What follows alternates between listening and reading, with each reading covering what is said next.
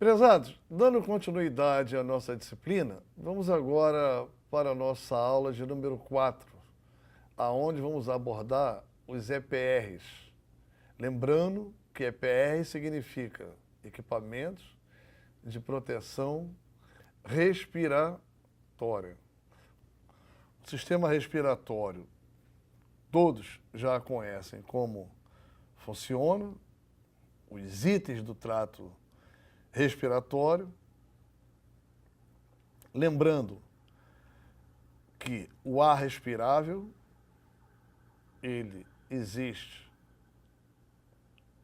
para que nós possamos nos manter vivos, e o oxigênio, que é o elemento fundamental na nossa sobrevivência, em situação normal, está presente em aproximadamente 21%. Deficiência de oxigênio de 21% a 18%. É um ambiente não IPVS entre 18% e 12,5%. E um ambiente totalmente IPVS abaixo de 12,5% de concentração de O2, que é o oxigênio. Esses são valores passados pela Fundacentro.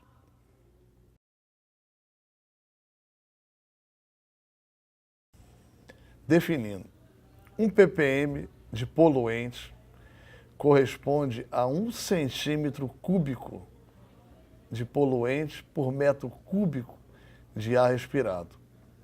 Ou seja, se nós estivermos num lugar fechado, confinado, e constatarmos que nesse ambiente eu tenho 30 ppm de vapor de cloro, o que está acontecendo?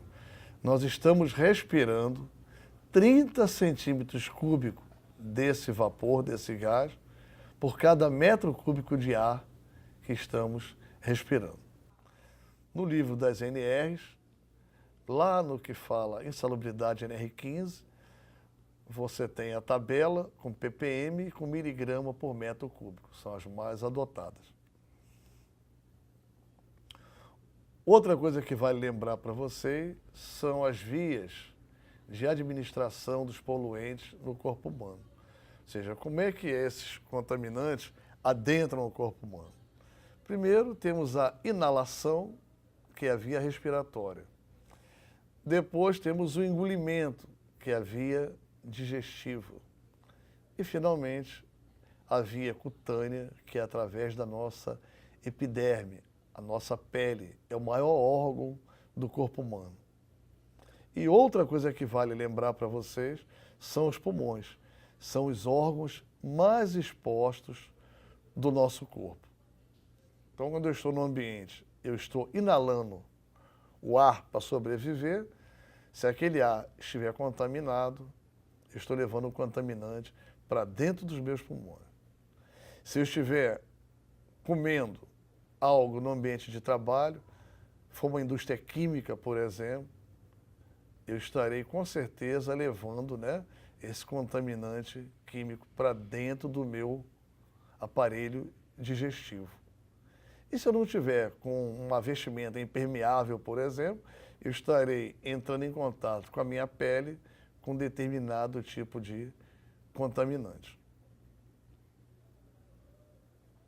Então, inalação, absorção cutânea e ingestão são as formas do contaminante adentrar no corpo humano. Então, a gente tem a deficiência de oxigênio e os contaminantes.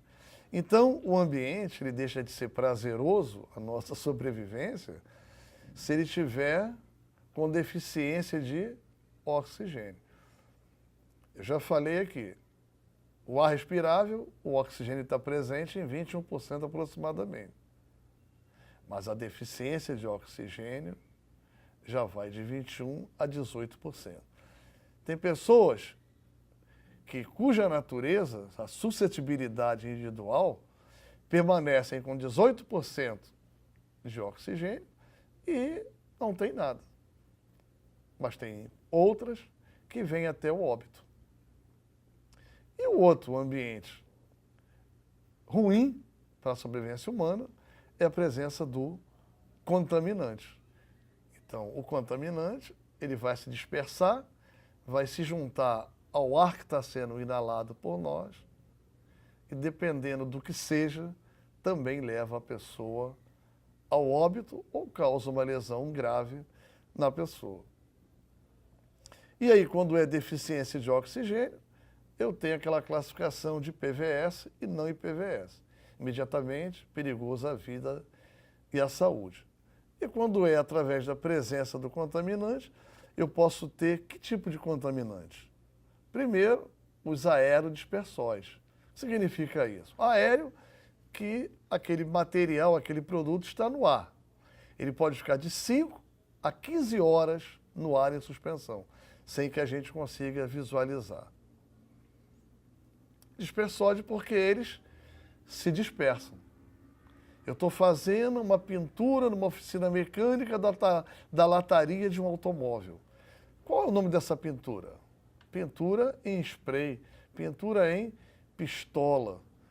Então, ao apertar o gatilho da pistola, eu tenho duas mangueiras chegando na pistola. Uma com produto químico, que é a tinta, e o outro com o ar. E tem um compressor na oficina gerando o ar sob pressão. Então, esse produto que é a tinta se quebra mecanicamente pela presença do ar sob pressão. E a tinta chega de forma pulverizada na lataria do automóvel. E gera o quê? Gera uma névoa.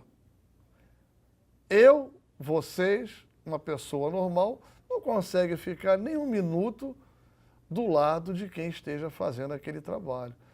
Porque aquilo vai adentrar o trato respiratório, vai chegar aos pulmões pela inalação. Logicamente, pela via cutânea, e também a pessoa vai engolir aquilo e vai levar aquilo para o aparelho digestivo. Vai ficar intoxicada, vai ser envenenada. Então eu tenho que ter vestimentas apropriadas e máscaras respiratórias apropriadas. Então esses aerodispersóides podem ser, por exemplo, poeiras de qualquer natureza, névoas, neblinas, radionuclídeos. O que são radionuclídeos? São elementos radioativos. Eu posso ter gases, posso ter vapores, que já é um outro grupo. Outra unidade importante se chama PPO2, pressão parcial de oxigênio. Eles se dividem em duas famílias. A primeira família se chama dependente da atmosfera ambiente. Ou seja, o trabalhador está no local e ele só possui um ar para ele respirar. É o ar que está na atmosfera. Eu estou numa carpintaria, fabricando um armário, e eu vou levar a madeira, um pau-brasil, uma peroba, uma embuia, uma cerejeira. Estou citando madeiras de lei. Ao cortar essa madeira num torno mecânico para madeira, eu vou produzir pó de madeira, a serragem. Tem partículas, pedaços dessa madeira, que eu não consigo visualizar, sentir. Elas adentram meu trato respiratório, vão chegar nos meus pulmões ao passar pelos cílios dos pulmões e lá vão ficar. E não vão retornar mais. O tempo vai passar, eu vou perder minha capacidade de respirar, até vir a falência normal dos meus pulmões e eu chegar ao óbito. Então, dependendo do tempo de trabalho e da suscetibilidade individual de cada um. Cada um tem um tipo de natureza. Uns conseguem resistir mais, outros conseguem resistir menos. Então, é importante saber isso. Nós temos um ambiente que é dependente da atmosfera, ou seja, eu só tenho aquele ar. Eu não posso ficar trabalhando desse jeito, sem proteção. Então eu utilizo uma máscara respiratória, que se chama máscara respiratória purificadora de ar. Ou seja, ao colocar de maneira correta na minha face, eu cubro nariz e boca. E só passa pelo filtro da máscara o ar. O contaminante, a sujeira, fica retida no corpo da máscara, que já é o filtro. E quando eu começar a ter dificuldade de respirar, é porque a máscara, que é o filtro, está toda embotada daquelas partículas. Torna difícil a minha respiração. Então é hora de quê? De descartar aquele equipamento e pegar um novo. Isso, o filtro é chamado de filtro mecânico. Se for um filtro químico, para risco químico, qual é o sintoma? Ou seja, a hora de trocar, de substituir, é quando eu começo a sentir o gosto, o sabor do tipo de poluente que está no ambiente. Tá certo, meus amigos? Então, os protetores, respiradores, purificadores de ar, é quando eu purifico o filtro barra a entrada do contaminante. E o ar que eu respiro é o ar que está no ambiente, eu não tenho outro. Mas eu posso ir para um ambiente onde o ar que está lá dentro não pode adentrar meus pulmões. Eu vou numa Reduc, sou contramestre e falo para um dos meus mecânicos, olha, acabei de drenar um tanque com volume tal de amônia e não deu tempo de lavar o tanque. Você vai lá e troca gacheto sendo mecânico dessa bomba hidráulica. O que você faz como profissional? Você pega no seu armário a sua máscara respiratória e fica lá o tempo que for necessário para trocar aquele item mecânico da bomba hidráulica. Em tempo algum você pode entrar sem aquilo, ou permanecer lá sem aquilo. Por quê? Porque a concentração de oxigênio ela é muito pequena. O que predomina é o vapor de cloro, é os requintes, são os gases da amônia. Então esse produto vai lhe entorpecer, você vai desmaiar e em pouco tempo você vai chegar ao óbito. Então, para entrar no ambiente aonde aquele ar que está lá dentro, contaminado, não pode ser recebido pelos seus pulmões, nós temos um outro equipamento. São os protetores, respiradores de adução de ar. Ou seja, quando eu tenho a máscara de adução de ar, eu não utilizo o ar do ambiente, e sim um ar próprio. Eu tenho o ar enviado até mim por uma mangueira de uma fonte saudável, ou eu tenho uma garrafa presa a um colete às minhas costas, onde esse ar é o ar que eu respiro, um ar limpo. Equipamentos respiradores de adução de ar, eles são classificados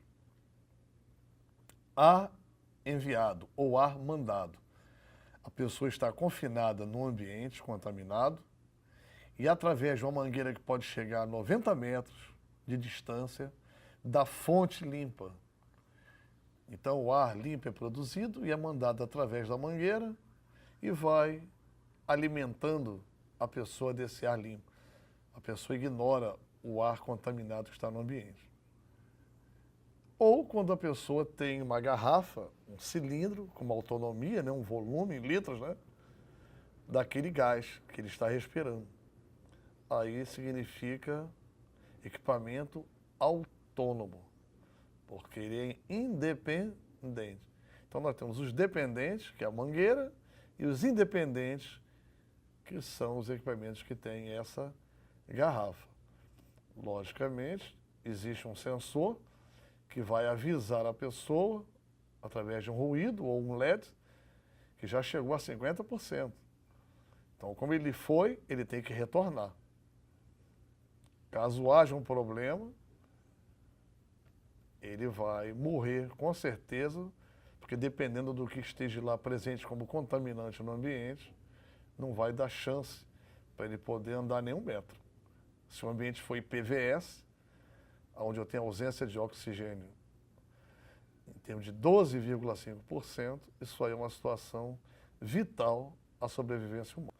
Uma coisa que eu queria também salientar para vocês é quando o equipamento tem um filtro mecânico. O recheio, né, que é o filtro, é feito de algodão. Quando eu tenho um filtro químico, o recheio, por exemplo, é o carvão ativado.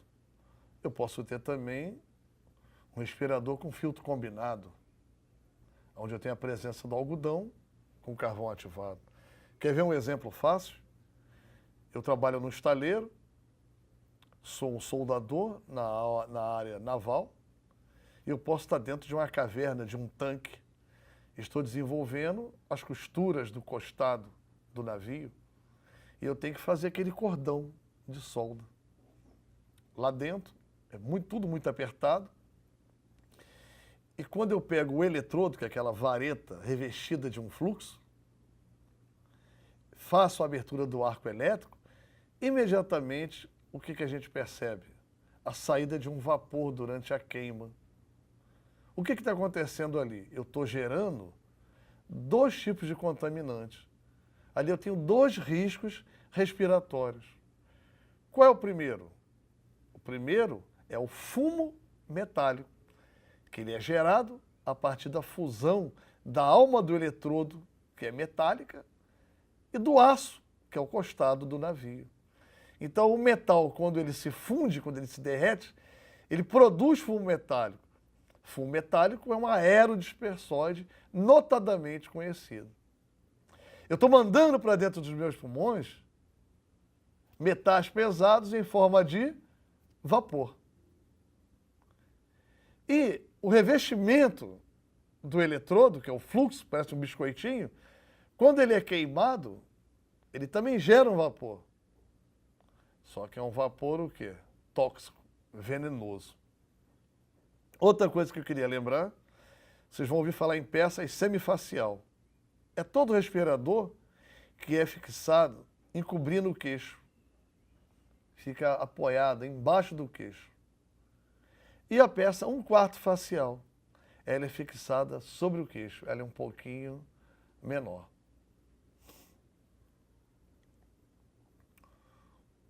Então já falamos dos aerodispersóides, temos as poeiras, os fumos, temos as névoas, temos as neblinas, os gases e os vapores. Esses são os riscos químicos.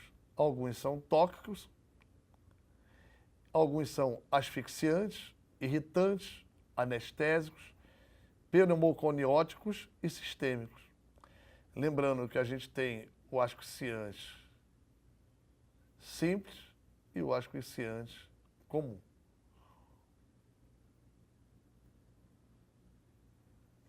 O equipamento mais simples que nós conhecemos são os chamados PFF. E se divide em 1, 2 e 3. Esse item, quando eu começo a ter dificuldade de respirar, é porque ele já está o quê? Embotado, ele já está saturado do contaminante. Esse 1, 2 e 3 que nós nos referimos significa capacidade de filtragem.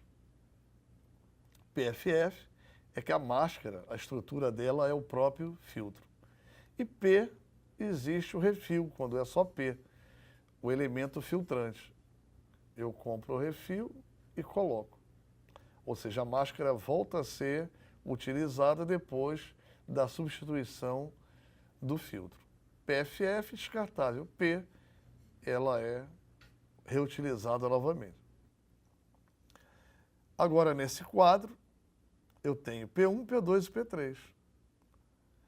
P1, eu tenho a penetração máxima através do filtro de 20%. P2, penetração máxima do filtro de 60%.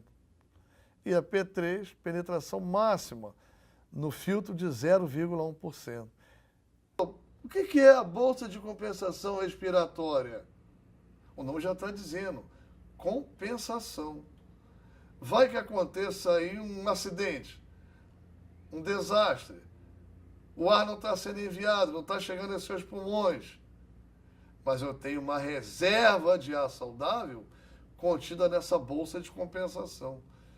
Então, é pelo meu movimento pulmonar, eu faço com que o fluxo se escoe e vá até a minha inalação. Meus amigos, era isso que eu queria falar sobre os EPRs. Logicamente, os EPRs são muito mais complexos, mas no seu dia a dia, vocês, ao chegarem no ambiente de trabalho, no fornecedor ou na empresa que utiliza esses equipamentos, vão com certeza serem capacitados ao extremo, porque com respiração não se brinca. Aqui ou em qualquer outra escola, é mais difícil de se trabalhar ou de se ensinar esse tipo de equipamento. Mas o básico, eu acho que eu consegui passar para vocês. Um abraço, até a próxima aula, que são ferramentas manuais portáteis.